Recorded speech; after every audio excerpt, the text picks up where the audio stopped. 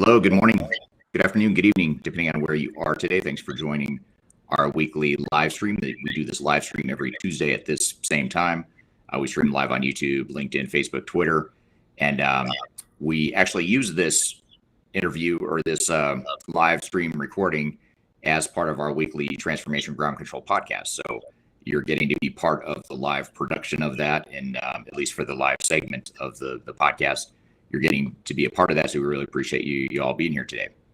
So what we're going to do today is actually, before I introduce the topic here, just real quickly, if you don't mind just dropping in the chat box where you're joining from today. I'd love to hear where in the country you're joining. Whatever part of the world you're in, please let us know. Usually we get a global audience, so it's always interesting to see and hear where people are from. So please drop that in the chat wherever you're watching here today. And also, we are going to be taking lots of questions here today. This is a Q&A session for Kyler and I, so feel free to drop any general questions you've got about digital transformation, or as we get into the discussion, if it triggers other questions or thoughts or comments, please chime in with comments along the way. We'd love to get your feedback and get you involved in the discussion here. So that all being said, what we wanted to do today is talk about starting off talking about some of the questions that we received at our Digital Stratosphere event that we recently wrapped up. And we got a lot of questions we were able to answer and address during the event, but also a lot that we didn't have time to get to. So what we thought we'd do today with today's live stream is use this time to talk about just general Q&A about digital transformation, whatever questions the audience may have, whether it's stuff related to digital strategy and software selection or implementation or change management, process improvement, data migration, whatever the case may be. We'll try our best to answer general questions you have and hopefully open it up for a good discussion. So again, your comments are much appreciated, so please feel free to drop those in the chat as we go here. So to start then, Kyler, and for those of you that don't know Kyler is the co-host with me on my Transformation Ground Control podcast. She also hosts our Digital Stratosphere podcast, and she also is the facilitator of our Digital Stratosphere event that we hosted recently. And so to start, Kyler, what are some of the themes of questions, or what sorts of questions, or how would you summarize the sorts of questions that we got throughout the 3-day event recently? Yeah, absolutely. So we kicked off the event with a keynote from Eric that talked about digital transformation in the 2020s and kind of future trends. And I thought it might be interesting to not only get your feedback, Eric, but also our audience's feedback, because we got a lot of questions just about what is the definition of digital transformation. And I think that's a really interesting question, just because it's such a hot buzzword in the industry, that I thought it might be interesting to read some of our audience answers and then also your answer as well. So let's hear what you think digital transformation is, and if you can kind of unpack that very hot trend term for us. Yeah, it was a good question. We did get that several times, or different variations of that question during the event.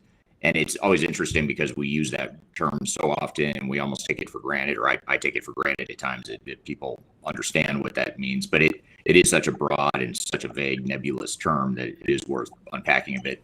But generally, the way I describe it in its simplest terms is digital transformation is the use of any sort of technology and process improvements to improve your business. And it's intentionally open-ended and non-technology specific, because some organizations might be looking for an ERP, enterprise-wide sort of technology. Others might be looking for Salesforce automation with CRM products or tools. Others might be looking at human capital management or supply chain management, or some combination of all the above, or other parts of the business.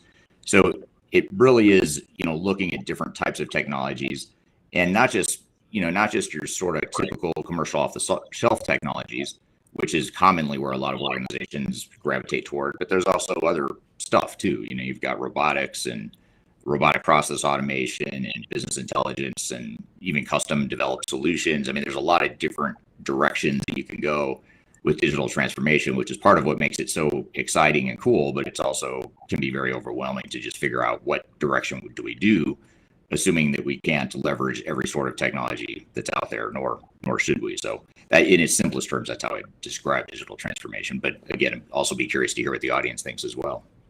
Yeah, actually, Dan on LinkedIn said, "What do you mean by transformation? And if this word is not accurate, what would be a better term? Yeah, that's a good question because you know, I guess the first question you have to ask yourself is, is this really a true transformation, or is this more of a technical upgrade project? Or maybe even a better way to think about it is thinking of it on a spectrum. If you have sort of on one side of the spectrum is your simpler, not simple but simpler technology upgrades, more incremental improvements to your processes, incremental changes to people's jobs, and then you've got full blown business transformation, which typically is going to deliver potentially more business value, but it's also entailing more risk, more cost, more time to get there.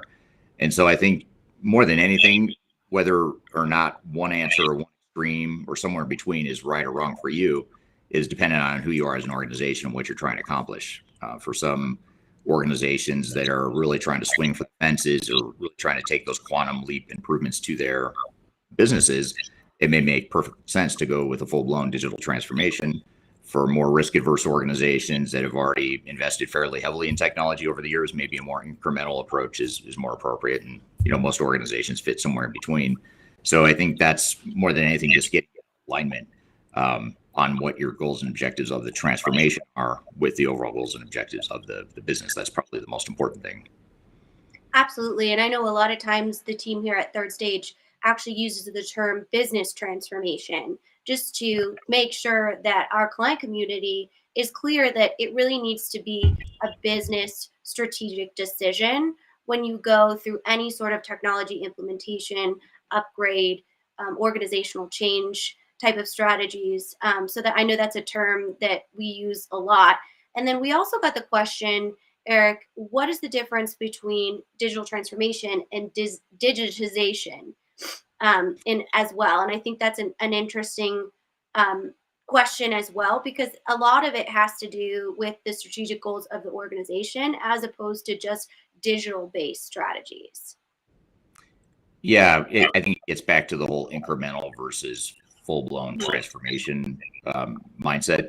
Digitization is generally viewed as more, we're automating things that are heavily manual or siloed right now. So it's meant to maybe be more of a more of a reactive fix to certain solutions or certain issues or technical debts that your organization has. So it's more of a, sort of that more incremental mindset of let's just automate what we're already doing or some of those manual processes. Whereas digital transformation, typically what comes to mind is more of a proactive rather than a reactive, a proactive, more strategic, thinking forward sort of approach to a technology and process and people sort of change to the business. So I think that's the way I would define it is, are you going out there and trying to find, strategic technologies that are really going to give you a leg up in the marketplace or really take your organization to the next level? Or are you just maybe doing something a little bit more fundamental, which is let's just get our processes off of paper and pen or off of the spreadsheets or whatever and get it into a system? Those are just two different mindsets. And then, the other part of that is different parts of your business might have different answers. There might be parts of your business where you're taking more of a proactive digital transformation, strategic sort of approach. And there might be other parts of your business that are going to be more digitized or digitize. Oh boy. We should just delete that word from, if we could all just vote to not use that word, just because it's the hardest to say, especially when you're in a live environment, because there's a lot of anxiety of like, am I going to say it right? But yes, and I have a way of making it sound very difficult to pronounce, which it really shouldn't be that difficult. No, I struggle with it too. Absolutely. So different parts of the business might have different answers, and certainly different organizations are going to have different answers as to which is the right path for them. Absolutely. And I really like this question because it goes into a ton of content we got specifically around the cloud and what those migration strategies look like, or just the overall functionality and capabilities of cloud solutions. So Patrick on LinkedIn asked, how do you stop a digital transformation from becoming lift and shift, which can still be strategic but not transformational? And I like that term because it not only alludes to the lift and shift of the cloud, right? But just the overall holistic view of just moving a technology or a process to a different place instead of really optimizing. Sorry, it's early here in the United States. Um, Optimizing your processes and really finding and kind of mining those processes that could essentially be a better benefit to your business. Well, I guess I'd say, my knee-jerk reaction to that is, first of all, we have to be careful with the term lift and shift. To me, that's always been a bit misleading because it's another industry term that's meant to suggest that it's going to be easier than it really is. Even if really what you're doing is upgrading to a new technology or migrating existing processes and technical capabilities to the cloud, lift and shift sounds good. I mean, it sounds like that's simple enough and it's not going to be that complex, but lift and shifts actually are fairly complex, especially when you're moving from on-prem to the cloud. It's just different competencies, different technical capabilities, different processes, et cetera. So I think that's the first thing, is just you have to be careful or recognize what that term lift and shift really means. But to Patrick's point on LinkedIn, I think the key here, the way I would view the difference between sort of that lift and shift mentality to more of a transformational approach would be, what are you leading with? Are you leading with a technical problem? So in other words, I've got outdated technology and I need to update that technology or move to the cloud for whatever reason. That might be more that lift and shift mentality. Or am I really looking to rethink my business processes and re-engineer my processes and then figure out how technology might fit within that equation? That typically is going to be viewed as a more strategic or transformational approach. So I think a lot of it depends on what you lead with. Are you leading with technology in a relatively simple and more straightforward upgrade path, or just technology improvement? Or am I trying to improve my business processes, change the way I do business, change roles and responsibilities? Maybe I'm moving to a shared service model. Maybe I'm consolidating parts of the organization or consolidating and standardizing business processes. If that's the case, then you would want to lead with your business processes and your organizational pieces, and then let the technology sort of fall behind that or support that. Absolutely. And I highly recommend Brad Feeks from the Estes Group. His session was on the 10th. And just a logistic reminder for all of our audience watching right now, you can still watch all of the recordings live by going to stratosphere2022.com. And they're all available for you there for free. So definitely check that out if that's something that you're interested in, cloud specifically. I will kind of shift to our business intelligence panel, which featured Brian Lackaruba and Teresa Richardson. And on kind of this business intelligence or BPM, if you will, model, we talked a lot and had a lot of audience questions about when should you be mapping out your process when it comes to thinking or considering a newer technology. So I wondered if you might speak to that a little bit, Eric. Yeah, so I think it's, first of all, important to recognize that it's an iterative process. The whole business process improvement or business process management work stream generally is going to be iterative. So generally you would start with sort of your macro processes and work your way down to eventually to where you're getting to the detailed transactional workflows in terms of what buttons you press, what screens you use, within the system or systems you might be using. So it is an iterative process, but generally when you're starting a project, whether it's during the software evaluation phase and or in the early stages of implementation, you want to have a clear vision of what you want your processes to be. And a lot of organizations make the mistake of just deferring to the technology because the technology has best practices or the technology has standard workflows. Mm-hmm. Well, the reality is today's technology is really flexible. The simplest workflows have multiple ways you can do things or set them up with basic configuration. So it's a little misleading, when vendors say that we've got best practices in our technology, because you still have to know what you want to be when you grow up, and you have to let that be your defining factors in terms of how you design and deploy technology. So what I generally recommend, or what we generally recommend to our clients as a team, is that when you're starting a project, ideally during your selection phase, you would define your end-to-end business processes in the future state, not to the degree where it's dependent on technology, because you don't know what the technology is going to be yet necessarily. So we want to do it more from an agnostic, this is just how we need to run our business. This is how information needs to flow. This is what we expect people to do within the processes, and then translate that into business requirements that can then be used to evaluate technology and ultimately the requirements traceability that comes with that when you deploy the technology.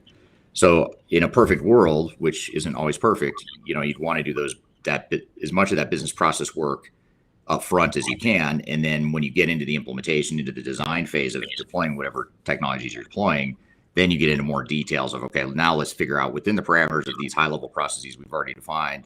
Now let's work with the system integrator or the software vendor to determine what our transactional business processes are going to look like. So getting down into that level, that detail level of detail. So that's the way I would suggest it. Is it's iterative, but you do want to do more upfront than you might be thinking, just because it does give you a lot more direction on not only evaluating and finding the right technologies to best fit your needs, but also it just gives you a clearer framework and a clearer blueprint for how you deploy the technologies later on. If you don't do that business process work up front, or at least a good chunk of that business process work up front, what ends up happening is you go to deploy the technology and you either pave the cow paths and just do things the way you've always done things because it's the path of least resistance, or the system integrator just decides for you how the software is going to be set up because you have no idea how you want the processes to look, and or you see that the project spirals out of control in terms of cost and time because you spend your time on the clock. While the meter's running on the project, you're trying to figure out what you want to be when you grow up. And that gets really expensive really fast. And that creates delays, it creates budget overruns and all that sort of thing. So for all those reasons, that's the case for why you'd want to define as much of those business processes as you can upfront. And what about establishing KPIs or business value? We had a lot of questions about, okay, so I know how to optimize my process. I've selected a technology that I feel like, matches those overall strategies. How do I make sure that I'm measuring or even checking in on project health checks to see that I'm achieving that business value of this investment? Well, I think the first thing is just recognizing that you do need to define those measures. And so just the fact that that question came up was refreshing because a lot of times we have to sort of not force the issue, but you have to sort of educate clients and try to nudge them towards, maybe you should think about some metrics in terms of what's important to you and how you're going to gauge success with this project. What I'll say as a caveat before I answer the real question is that, which I'm really good at deflecting and answering what I want to answer first, then I'll answer your question. Go into politics. No, we don't talk about politics. Yeah, this is the non-political show for sure. But what I was going to say is that if now I totally forgot what we were talking about. What after all that, what was the question again? Business value. You're talking about business value, KPIs. Yeah. Mm-hmm. Yeah. So the trap that you have to watch that we see a lot nowadays because of this sort of forced migration to the cloud, whether it's because it's opportunistic and you want to move to the cloud, or the vendors forcing you to move to the cloud, which is the more common scenario. So you have a lot of these organizations that are sort of being forced into these upgrades of sorts. And a lot of times organizations and leadership and the project team sort of stop there and they say, that's our business case right there. The fact that we have to do something, we have to move to the cloud, or we have to upgrade our technology because it's being sunset, or, it's no longer being supported.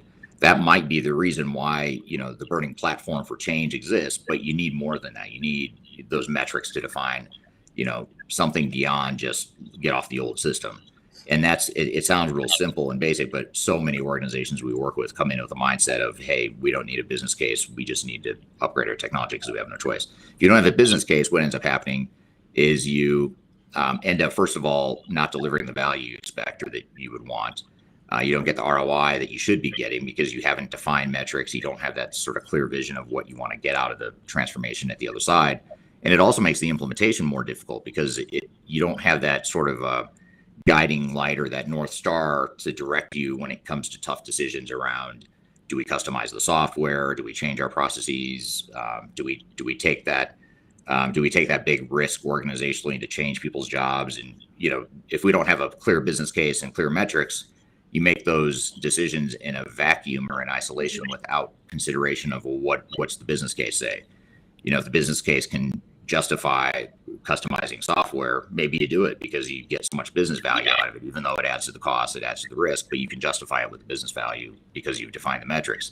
If you don't have that, what ends up happening is you have no quantitative measures in place, and it ends up being very political. Speaking of politics, it becomes very political internally and or personal.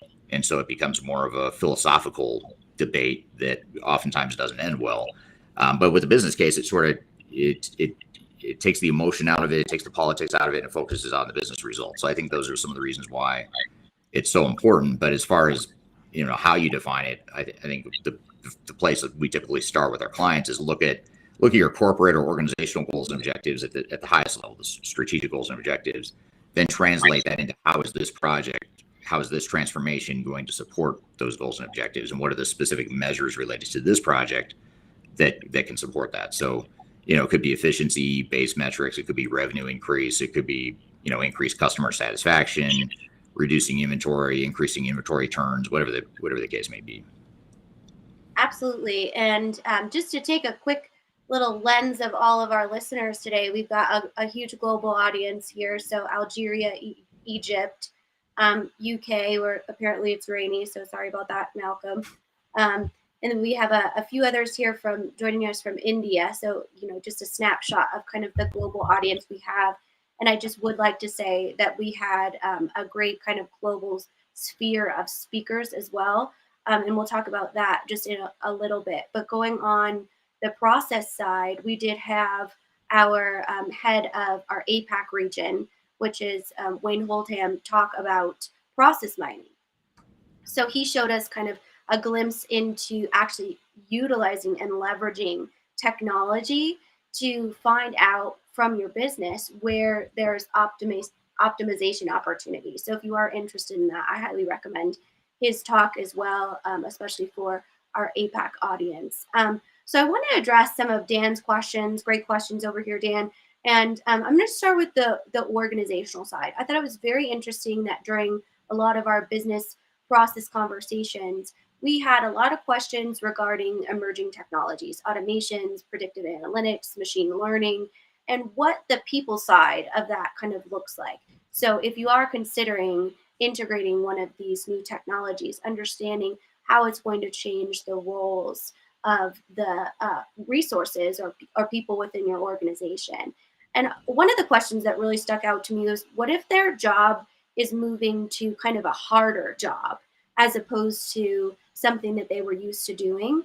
So I wondered if you might address that, because I don't know if I've ever heard you talk about that transition before. Yeah, it's a intuitive question. It's good perception on that, because it is true that we all would like to think that you deploy new technologies and process improvements and everyone's job gets easier, everyone loves it, everyone's happy, everything's great, or everything is awesome, as they say in the Lego movie that my kids used to love before they became teenagers.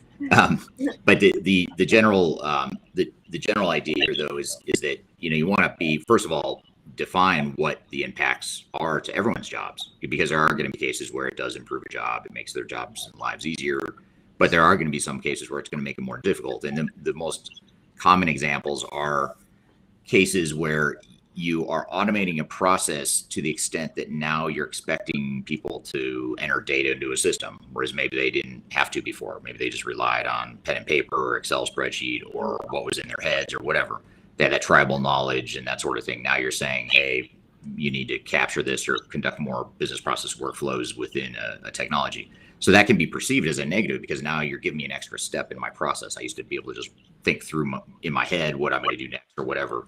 But now you're telling me I've got to put it in this system, and that adds steps, it adds time or whatever. A common example where we see this more often than not is like in the sales group or customer service. A lot of times sales and customer service are impacted in that way, because now, in the spirit of capturing more data and being able to support analytics and big data and business intelligence and all that stuff, now you're expecting sales and customer service people to capture more information about their customers, let's say as an example. Well, if I'm a salesperson, that's hard for me to adjust, because not only because I'm human and I just don't like change, but also because there's a perception that, well, I'm paid on commission, so you're asking me to do something administrative and you're adding to my overhead burden. It doesn't produce any extra commission for me. So that's where the resistance oftentimes comes from. So oftentimes what you have to do is first of all, define if it's true. You don't want to make this up, but if there is a case to be made that actually you can sell more, and here's how, with these new tools and these new processes, then that's the easy answer, because if you can make it about them and what's in it for me, that's always an easier sell. But that's not always the case. There are cases where, hey, this is just making your life more difficult, for whatever reason, for better, for worse. So then you have to sort of step back and paint the vision of why we're doing this. We're not doing this to make Kyler's job more difficult or because we want Kyler to be frustrated. We're doing it because we need to capture this information, and here's how we use it, and here's how it helps the organization overall. Usually you can find a way to trace that back to how it helps you as an individual too, which is ideal. Like I said, if you can trace it back to individuals rather than just the organization, that helps as well. So those are just some tips that come to mind as it relates to that. Absolutely. And our audience referenced over here kind of the why behind that, not only from the processes side, but also from the people side as well. And we had Teresa Richardson, one of our senior managers here, do a great presentation on organizational change management. And she brings an excellent perspective to the table because she is a process analyst. She actually does have kind of that data background, but also really understands the impact and the overall disruption that can happen to the business if organizational change is not considered. So speaking to that, we had a lot of people ask about the board of directors or the executive team and explaining the importance of investing in organizational change and really showcasing that. That can be a big barrier for a lot of project leads or sponsors that really have to say like, hey, we have to invest in these organizational change strategies or it actually will very much impact our KPIs, whether that's user adoption or what we're looking at as far as business value.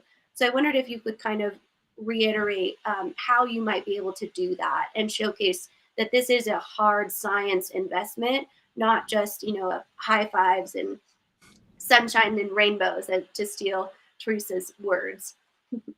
Yeah, I think that's well stated in terms of it. It isn't just sunshines and rainbows, and a lot of executives view it that way. Partially because the word itself or the term itself is so vague. I mean, organizational change management. If you stop to think about it, what does that really mean? And so that's part of why I think people struggle. So I think connecting the dots, to your point, connecting the dots between what we're doing in a transformation and how we get business value is there's sort of a chasm there. You've got over here, you've got a project, you've got a transformation project that has the potential to deliver real business value and really transform and change the way we do business. Over here, you've got sort of the business value. These are the metrics or the things that we can achieve with that transformation. But it doesn't just happen because you did the project. You've got to connect the dots or sort of enable that with the change management. So it really is a way to bridge that chasm or that divide between, technology project over here, business value over here. It doesn't happen with the technology. It doesn't even happen with the business processes. Where it really happens is with the change management. So if you can quantify a business case and say, yeah, that's the potential, but that's if we invest in organizational change. If we don't invest in organizational change, it's okay to quantify that too. What does that look like in terms of lost business value and or a lot of times what really gets executives' attention is operational disruption. Let's talk about what it means if we have a major operational disruption at the time of go live. How big of a deal is that to us? If we, let's just say we're a manufacturing or distribution organization and we can't ship product for 2 weeks or 6 weeks or whatever. What is that impact to our bottom line? And then you look at that and say, well, that's a likely scenario because we know from research and experience that over half of organizations experience some sort of major operational disruption at the time they go live with new technologies. Most executives don't like those odds. They don't like those 50-50 coin flip odds that, there's a 50-50 chance that we have some sort of major disruption and can't ship product and lose millions of dollars of customer orders. That's usually not acceptable to executive teams, or it should not be acceptable. And so that's the way you have to look at it is, quantifying it in that way and showing how the project itself needs to connect to the business value, and change management is typically the way to do that. Absolutely. And Eric gave a great keynote for our audience that will watch the replays on day 2, which was the 9th. He kicked it off with an executive summary of transformation best practices, and organizational change was actually the number one tactic that he had referenced at the end of his talk. So definitely take some tactics from Teresa and Eric as well. I want to shift a little bit to talk about just the technology piece of it. So we kind of covered a snapshot of the process, a snapshot of the people, and then just a reminder to our audience, pop any questions in your comment section, wherever you're watching, YouTube, LinkedIn, Facebook, we can see them all right here. So when we talk about the cloud, and that seemed to be something that was, a main theme of our questions here, was just when we talk about migrating to the cloud, it seems as though when we're in vendor conversations or anything like that, that's kind of the push to go into make that change to the cloud. Even so much so that we see main vendors, sunsetting systems so they can try and get other users and businesses in the cloud. And you've been a proponent of the cloud is a great emerging technology, but it's not what an on-prem system is. So I wondered if you might give us kind of just some insight of what you talked about when you said you need to consider the technology, the capabilities, and then also the budget as well in shifting to a cloud solution. Yeah, I mean, I think cloud is obviously becoming more and more prevalent. More systems and vendors are making that shift to the cloud, and in many cases, they're limiting the on-premise options that are still available. And in more extreme cases, there's vendors that are pushing their legacy on-premise customers to shift to the cloud, or else they'll stop supporting those old Mhm. on-prem systems. So I guess the first thing I'd say that I know the industry doesn't always appreciate me saying, but being technology agnostic and independent and unaffiliated with vendors, I can say this, and that is that you have to look at your business needs and migrate to the cloud if and when it makes sense to you.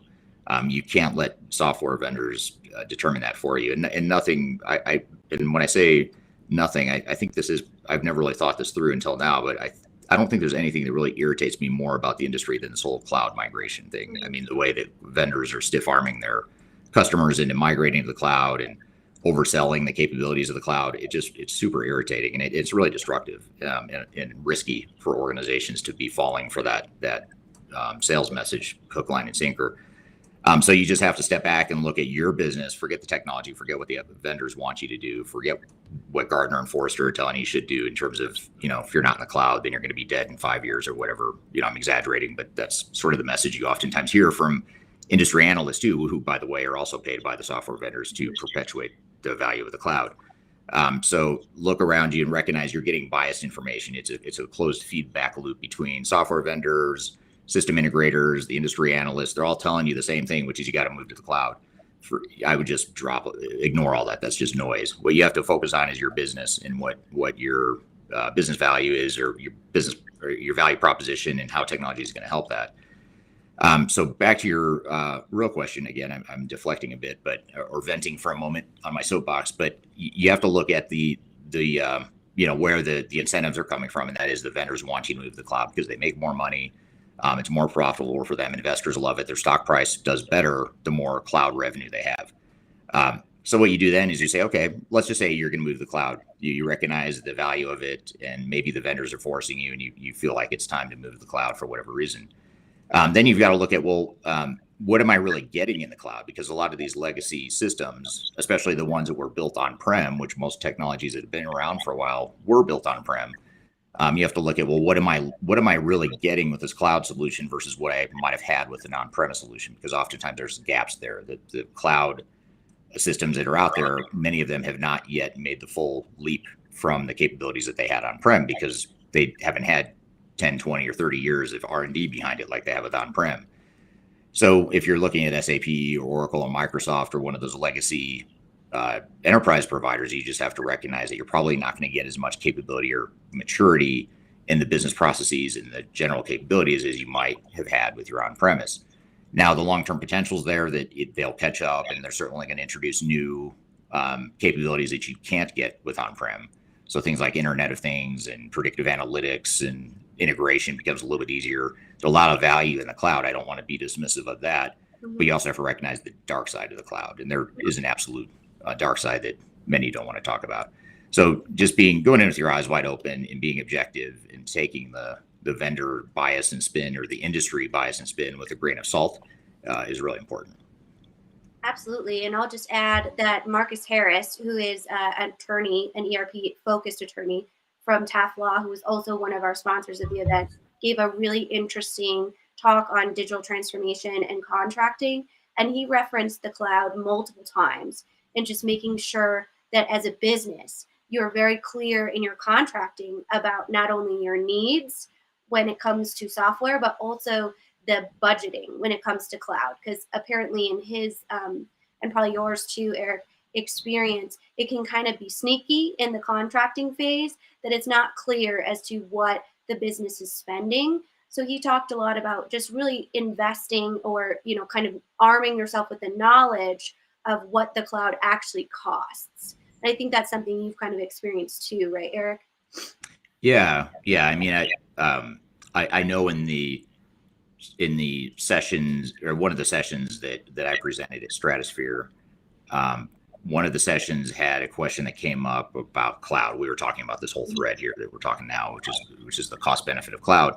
And there was someone from a software vendor on there that was sort of chatting in the live chat. They're commenting on how, yeah, but you have to consider, it may cost you more because you have these ongoing perpetual subscriptions that never go away.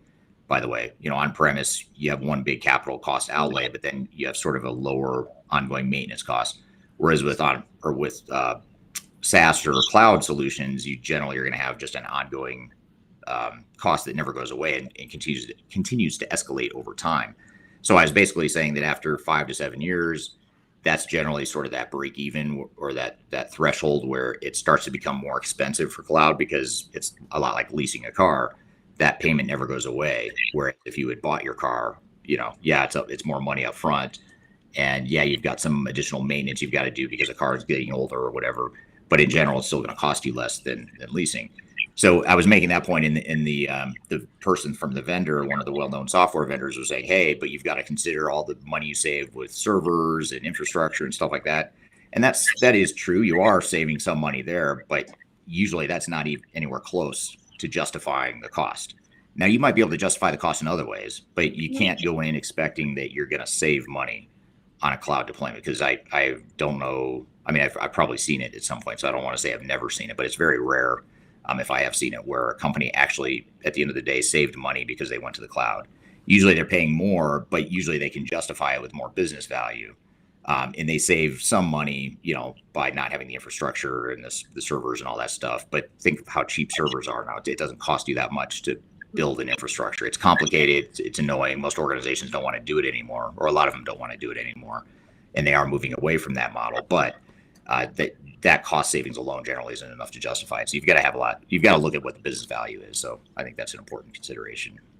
Yeah, and to summarize, both you and Marcus, I don't think anyone is saying that the cloud is a bad option. It's just the awareness around what you need as a business, and making sure from a contractual and just over a strategic standpoint that you understand what that overall shift will mean for your business, and just understand the lag, right, between using an on-prem, very mature system to moving to a cloud solution that might not be as mature at this point. As we all know, it takes time to build out those capabilities. Yeah. And then when it comes, I want to touch on just, I'm shifting a little bit here just because of our audience. We've got a lot of people joining from Africa. And I just want to touch on kind of the opening of the Third Stage Africa office, as well as the emerging technologies keynote that Clifford Martin did from our Africa office, who's based in Cape Town, and just talking about the challenges within that marketplace of finding resources. A lot of times we see in emerging markets, finding the right SIs, finding the right vendors, even the right consultants that are able to understand the complexities of newer markets that might not have things like a lot of connectivity. So I thought I might just ask for our viewers here if you could summarize some of the tactics that the Third Stage Africa team, as well as our global team, utilize in emerging markets to help find the right technology, and then also understand what that might mean from a resourcing standpoint. Yeah. So, I think it's an important consideration, just to recognize that throughout the world, no matter what part of the world you're in, whether it's, where we're at in the United States or Europe, Africa, Asia Pacific, Latin America, Middle East, wherever it is, you want to recognize and assess not just functional capabilities of the technology, but what is that sort of ecosystem that's there to support you regionally or locally. And, you've got varying inconsistent I'd say, in terms of how different software vendors and their ecosystems are supported in those different regions. So, I'll give you an example. You look at a product like, there's some products like IFS or Odoo. Their two software vendors are pretty common in Europe. But when you get outside of Europe, in those two cases with IFS and Odoo, even in North America, you don't have as many resources available, and there's not as strong of an ecosystem built in North America and other parts of the world as you might see in Europe.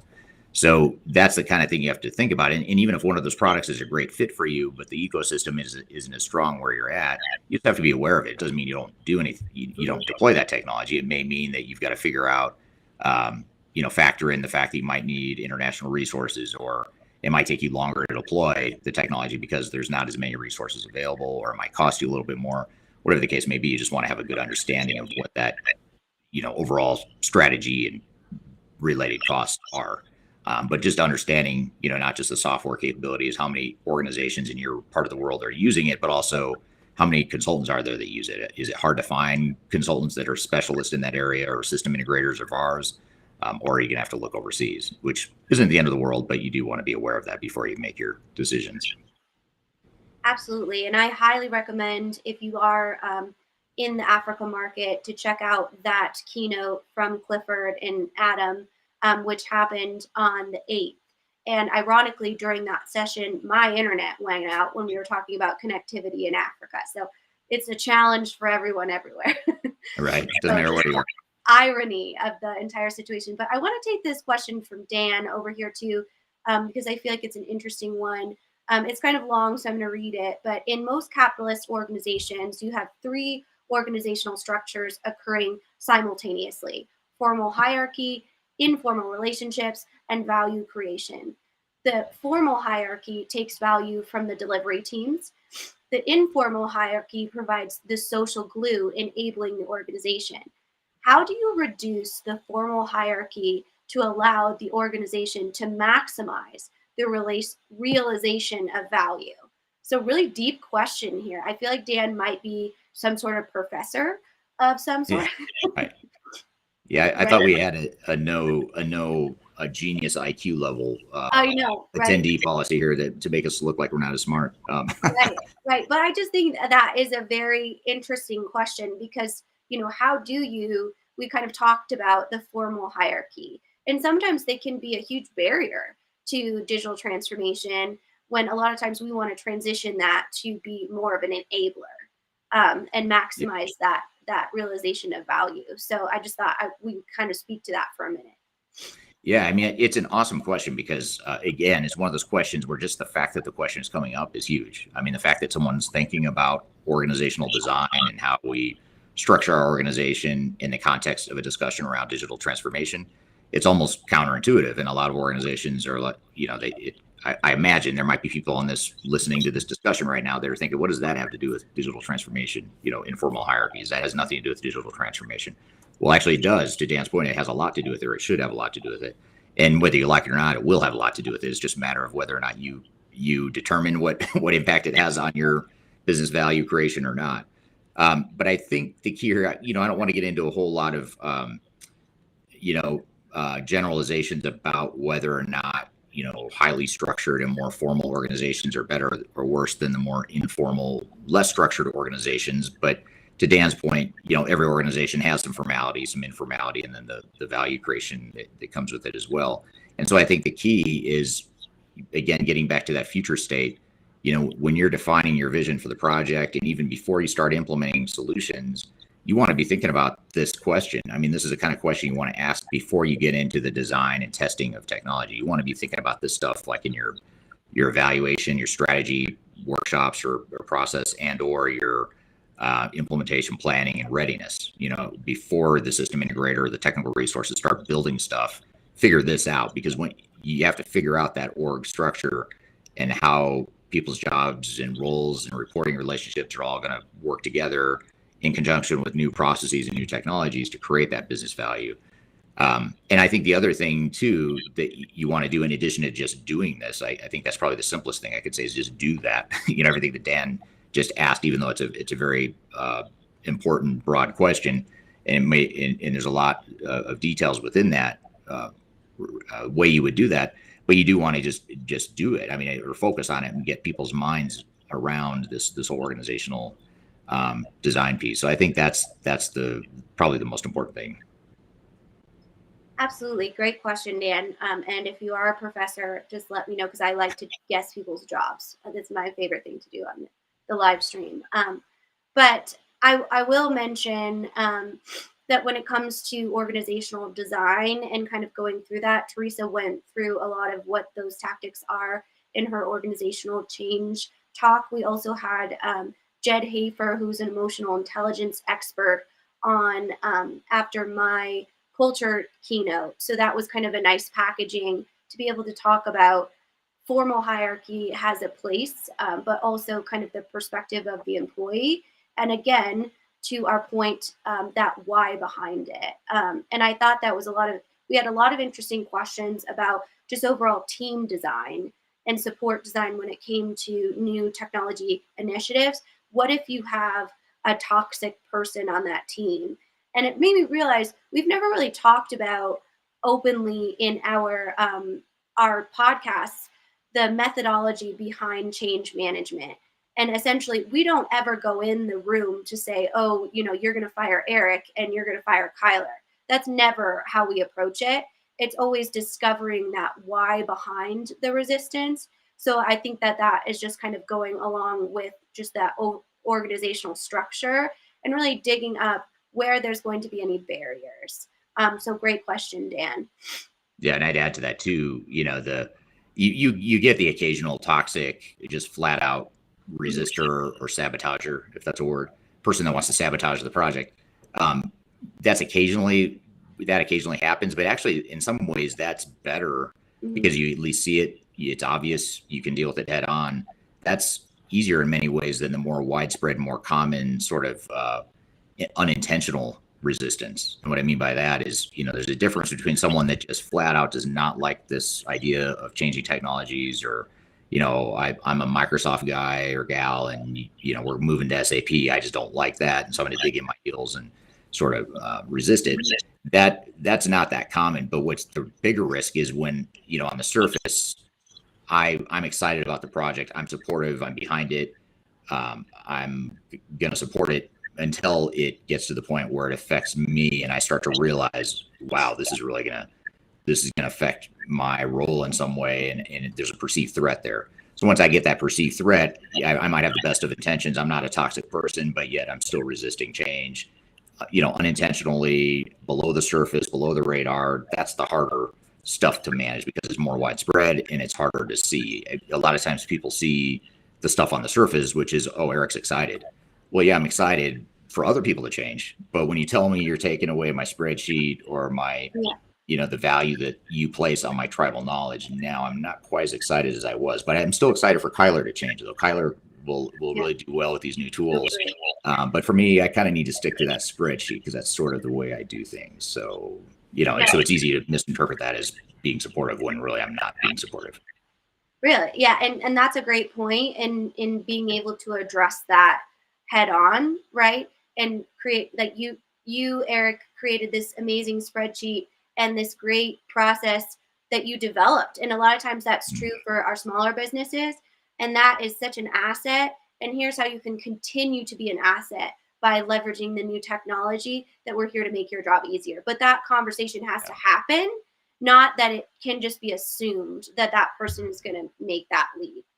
So a lot of times I think we can see that through a lot of things like our culture and change assessments and then tweak the strategy. And I know you talk a lot about this for change management, is there truly is no cookie cutter approach to change management. There's some great models out there, but each business is going to have their own unique change needs when it comes to addressing a new technology because they'll have their own unique culture as well.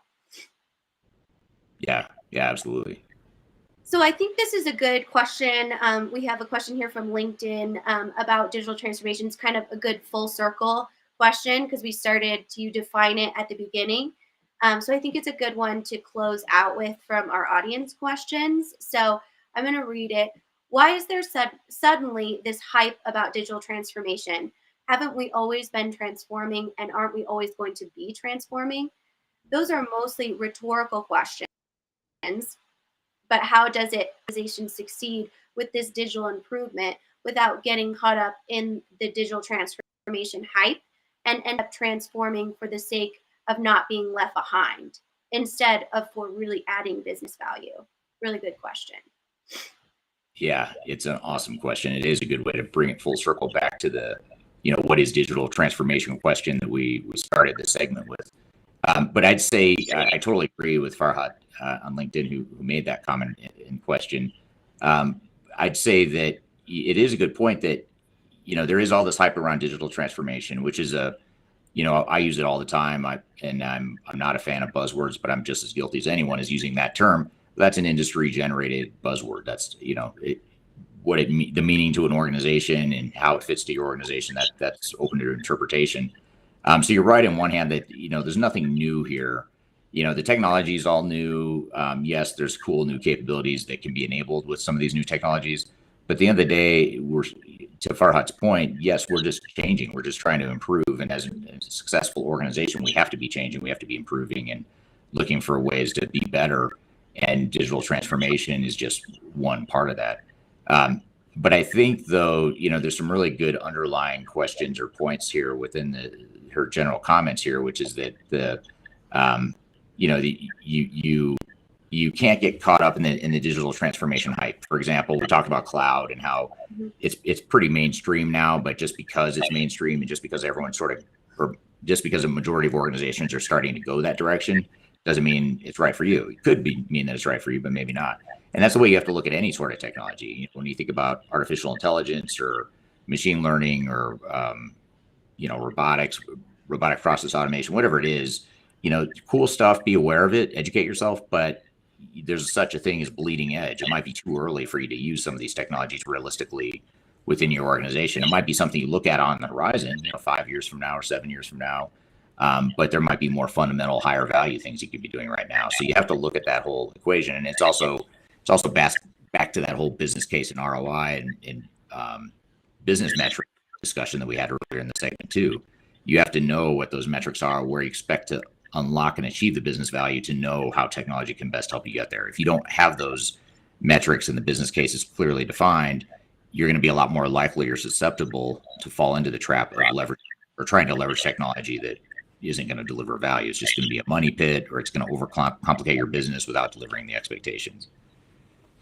Yeah, and I think a lot of that comes from, maybe a new C-suite member that's a chief innovation officer that's talking about transformation and bringing in those experts that really can level set and almost navigate the conversation through the industry. We talk to people like Marcus Harris, who, is actually an ERP or software attorney. And then Third Stage obviously comes in and kind of says, yes, digital transformation is great, but let's really unpack like what exactly we're talking about as far as an organization and what that might mean. So great questions. And I want to thank all of our audience members. And just a reminder, we do this every Tuesday morning. So bring your questions. We always love to hear from you and address whatever conversations you're looking for as relevant content. And thank you, Eric, for joining us today for another Q&A. Even though you already did a Q&A. So, happy to do it. Right. So again, if you visit stratosphere2022.com, you can see all of the replays from our Stratosphere conference. It was a 3-day conference. It was jam-packed full of not only technology insights, but people and process as well. So I highly recommend it. It is completely free, and we'd love to hear your feedback as well. Yeah, it is a good event. A lot of diverse speakers there. You and I are on there. You moderated the whole thing, so you're all over the place. You can't get rid of me. I was there the whole time. Exactly. Yeah. Right. I had a few sessions, and we had maybe a dozen other speakers or so throughout those 3 days. So really good stuff. So I encourage you to download or stream the event. You can watch whichever ones you want via recording just by registering at that website that Kyler mentioned. All right. Well, good deal. Well, thanks for having this discussion here with us. Thanks for all the great questions too. We came in with some questions from the actual event that we were planning to go through. We got through some of them, but thank you to the audience here live that asked all the great questions here. These were really good questions, and honestly, it forced my brain to fire up a little bit faster in the morning here in the U.S. than it normally Yeah, does. So I thank you. appreciate that, because now my brain's in gear, and I don't need quite as much caffeine as I might otherwise. So thanks to everyone for offering these great questions here. So every Tuesday, you can find us next Tuesday, same time, same place, LinkedIn, YouTube, Twitter, Facebook. You could also find this interview and other interviews, other segments, and other content that we produce and release every Wednesday on the Transformation Ground Control podcast. So that'll come out tomorrow. Will be the new episode featuring not this interview, but others we've done in the past. And you'll be able to hear that interview here on these same platforms, as well as all the audio platforms as well. If you subscribe to podcasts on any of the audio platforms like Amazon or Google or Spotify or whatever, you can find Transformation Ground Control there too as well. So be sure to check that out as well on Wednesdays, new episodes. And thank everyone for all the great questions in the meantime. Hope you have a great week, and we'll see you all soon. Take care. Bye. Bye, everyone.